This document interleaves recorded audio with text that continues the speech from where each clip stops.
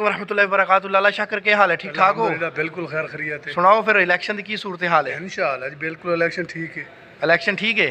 Vote क्या को देंदे पे हो? वोट देंदे पे मले गजनफर छीने को और अफजल खान ढाडले को।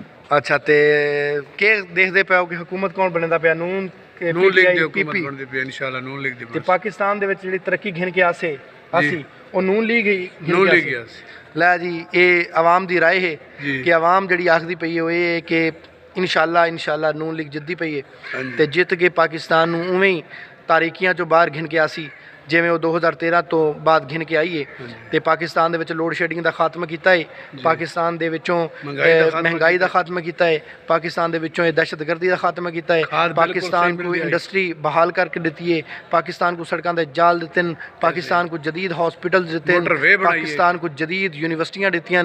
इन्हां ये चीज़ां 3-4 साल दे विच दित्तियां जिहदी वजह तो पाकिस्तान जिहड़ा हैगा अज दुनिया दे विच अपना एक मुकाम रखदा है ते इंशाअल्लाहुल अज़ीज़ 2024 तो बाद हुण जिहड़ा दौर आसी इंशाअल्लाहुल अज़ीज़ नवाज शरीफ दा आसी ते आवन तो बाद वो पाकिस्तान को ऊ मुकाम ते घिन वैसी जिंदी असी ख्वाब सोचेंदे हाँ, जिहदे बारे असां सोचेंदे हाँ कि पाकिस्तान उत्थां होसी। क्या आखदे हो? बिल्कुल ठीक है, बिल्कुल ऐसे ही हो। ते पाकिस्तान दा नारा एक हो जाए, पाकिस्तान जिंदाबाद, जिंदाबाद, मलिक गजनफर छीना जिंदाबाद, अफजल खान ढाडला जिंदाबाद।